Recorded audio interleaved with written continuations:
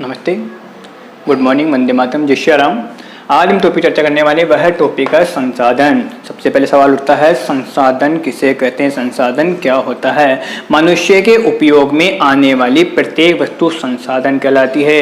प्रत्येक वस्तु जिसका उपयोग आवश्यकता की पूर्ति करने में किया जा सकता है वह संसाधन कहलाता है। इन परिभाषाओं को समझने के लिए हमें अपने आसपास के क्षेत्र का निरीक्षण करना पड़ेगा। हम डेली अपने दैनिक जीवन में प्यास बुझाने के लिए जिस जल का उपयोग करते हैं, अपने घर पर टीवी, कूलर, पंखे आदि को चलाने के लिए जिस विद्युत का उपयोग करते हैं, अपने घर से विद्यालय जाने और विद्यालय से घर आने के लिए जिस टैक्सी, बस, टेम्पो आदि वाहनों का प्रयोग करते हैं, हमारे विद्यालय में हमें अध्यापन कार्य कराने के लिए हमारे अध्यापक द्वारा जिन वस्तुओं का उपयोग किया जाता है, जैसे पाठ्य पुस्तक, ब्लैक बोर्ड, स्मार्ट बोर्ड, चौक, पेन, पेंसिल आदि, यह सब संसाधन कहलाते हैं। कोई भी वस्तु अपनी उपयोगिता के आधार पर संसाधन बनती है। अब संसाधन के प्रकार की चर्चा करते हैं। संसाधन को 3 भागों में बांटा गया है, प्राकृतिक संसाधन, मानव निर्मित संसाधन और मानव संसाधन। जैसा कि नाम से ही जाहिर हो रहा है, प्राकृतिक संसाधन वह वस्तुएं जिनकी प्राप्ति हमें सीधे प्रकृति से होती है और जिनमें अधिक संशोधन किए बिना हम जिसका उपयोग कर पाते हैं वो प्राकृतिक संसाधन कहलाते हैं। मतलब प्रकृति से प्राप्त संसाधन सीधे जो हमें मिलते हैं वो प्राकृतिक संसाधन कहलाते हैं। प्रकृति से हमें बहुत सी वस्तुएं निःशुल्क मिलती है जिनका हम सीधा उपयोग करते हैं, मतलब उनमें कुछ संशोधन किए बिना हम उनका उपयोग कर सकते हैं, वो प्राकृतिक संसाधन कहलाते हैं। प्राकृतिक संसाधन जब हम बात करते हैं तो प्राकृतिक संसाधनों को 2 भागों में बांटा गया है। प्राकृतिक संसाधनों का वितरण भूभाग, जलवायु, ऊंचाई जैसे भौतिक कारकों पर निर्भर करता है। धरती पर इन कारकों में विभिन्नता पाए जाने के कारण प्राकृतिक संसाधनों का वितरण भी असमान है।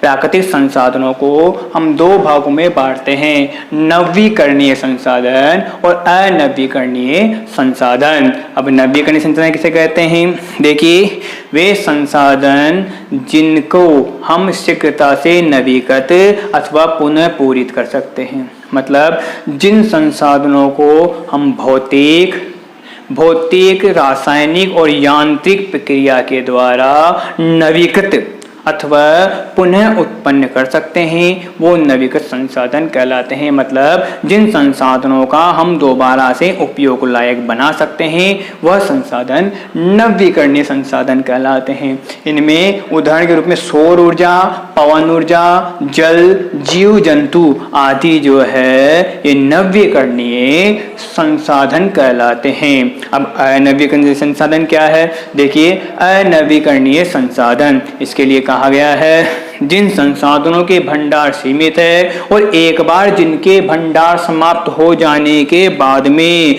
जिन्हें उत्पन्न कर पाना लगभग ये मान ले बहुत मुश्किल कार्य है, जिन्हें दोबारा बनने में लंबी अवधि लगती है, वह अवधि लगभग हजारों साल के आसपास होती है, जो मानव जीवन की अवधि से कहीं ज्यादा है। इसलिए इस प्रकार संसाधनों को अनवीकरणीय संसाधन कहते हैं, क्योंकि मनुष्य अपने जीवन में एक बार इसका उपयोग लेता है और खत्म हो जाने के बाद में दोबारा अपने जीवन में इसका उपयोग नहीं कर पाता है। उसके उदाहरण बताए गए हैं धातु, कोयला, प्राकृतिक गैस और पेट्रोलियम, ये अनवीकरणीय संसाधन के उदाहरण बताए गए हैं।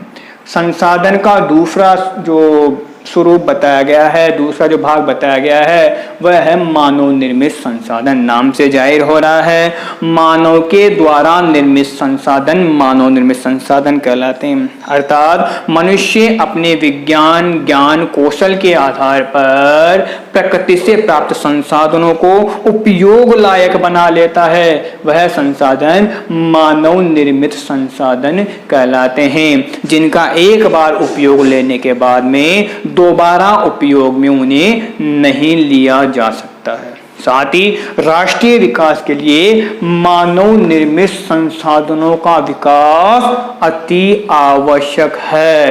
यानी राष्ट्र का विकास तभी होगा जब मानव निर्मित संसाधन जो है उसका विकास होगा। अब देखिए, मानव निर्मित संसाधन के अंतर्गत खनिज तेल और लकड़ी इसके उदाहरण बताए गए हैं। जैसे देखिए, धरातल में कोयला बहुत पहले से था, पर जब तक भाप के इंजन का आविष्कार नहीं हुआ तब तक कोयले का कोई महत्व नहीं रहा, वो संसाधन नहीं बन पाया। जैसे लौह अयस्क का जब तक संसाधन के रूप में उपयोग नहीं किया जा सका जब तक कि वो लोहा नहीं बन गया। तो इस प्रकार से मानव अपनी बुद्धि विज्ञान के आधार पर किसी भी संसाधन को, किसी भी वस्तु को उपयोग लायक बना लेता है, वो मानव निर्मित संसाधन कहलाता है। संसाधनों का तीसरा प्रकार है मानव संसाधन। और लोग और अधिक संसाधन बनाने के लिए प्रकृति का सबसे अच्छा उपयोग तभी कर सकता है जब उनके पास ऐसा करने का ज्ञान, कौशल तथा प्रौद्योगिकी उपलब्ध है। मतलब कोई भी वस्तु हमें धरातल से, जैसे खनिज निकालते हैं, धातु निकालते हैं, जब तक उनका उपयोग करना हमें नहीं आएगा तब तक वो संसाधन हमारे लिए किसी काम का नहीं रहेगा। तो इन सबको, वस्तु को संसाधन, इन धातु खनिजों को संसाधन बनाने के लिए हमारे पास में ज्ञान होना चाहिए, कौशल होना चाहिए, और उन्हें संसाधनों में ढालने के लिए, उपयोग में लाने के लिए प्रौद्योगिकी मतलब विज्ञान के तरीके होने चाहिए, तब जाकर हम उन्हें उपयोग में ले सकते हैं। कुल मिलाकर मानव संसाधन का मतलब है जब मनुष्य अपने ज्ञान के द्वारा, कौशल के द्वारा मनुष्य के उपयोग में आने लग जाए, वो मानव संसाधन कहलाता है। इसलिए मनुष्य एक विशिष्ट संसाधन माना गया है, अतः हम लोगों को ही मानव संसाधन मान सकते हैं। मतलब लोग ही मानव संसाधन है जिनमें ज्ञान है, कौशल है, जो विज्ञान के आधार पर किसी भी वस्तु को संसाधन में तब्दील करने की योग्यता रखता है। अब देखिए, मानव संसाधन के विकास के लिए बताया गया, अधिक संसाधनों के निर्माण में समर्थ होने के लिए लोगों के कौशल में सुधार करना आवश्यक है, और ये सुधार करना ही मानव संसाधन विकास कहलाता है। क्योंकि हमें किसी भी वस्तु का उपयोग करने के लिए मनुष्य का ज्ञान, कौशल और उसके द्वारा अर्जित की गई प्रौद्योगिकी की बहुत आवश्यकता पड़ती है। उसके बिना हम संसाधन बना ही नहीं सकते, मतलब संसाधनों को उपयोग लायक नहीं बना सकते हैं। देखिए, एक प्रक्रिया होती है सतत विकास की। सतत विकास होता है मतलब जो पुराने लोग हैं वो उन चीजों का उपयोग करते रहे और उनका उपयोग इस प्रकार से किया जाए कि भविष्य में आने वाली पीढ़ी भी उनके उपयोग ले पाए। उसके लिए परिभाषा बताई गई। देखिए, संसाधनों का उपयोग करने की आवश्यकता और भविष्य के लिए उनके संरक्षण में संतुलन बनाए रखना। मतलब धरती पर विद्यमान संसाधन है उनका हम उपयोग करें, परंतु इस प्रकार से करें कि आने वाले जो पीढ़ी है उस पीढ़ी के लिए भविष्य में वो वस्तु या वो संसाधन बचा रह सके। इस प्रकार की प्रक्रिया को सतत पोषणीय विकास करते हैं। मतलब विकास भी होता रहे, पोषण भी होता रहे और उसका उपयोग हम भी करते रहें और भविष्य के लिए भी वह संसाधन बचा रहे।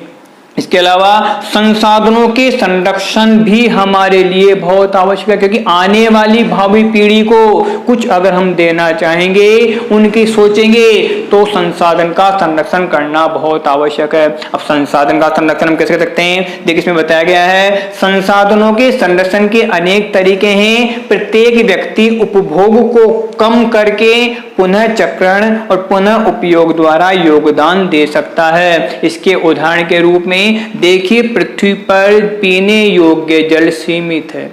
अब हम उसे नया नहीं बना सकते हैं, तो उसके लिए हमें उपभोग कम करना पड़ेगा। इसका मतलब ये नहीं है कि हम पानी कम पीने का, उसका मतलब ये है कि पानी का हम जो उपयोग करें वो इस प्रकार से करें कि उसका कम से कम खर्च हो। मतलब जल का अल्प मात्रा में उपयोग करें। मतलब जल को बिना किसी वजह के बहाते नहीं रहें, जल को हम बचाएं जिससे भविष्य में वो आने वाली पीढ़ी के काम आ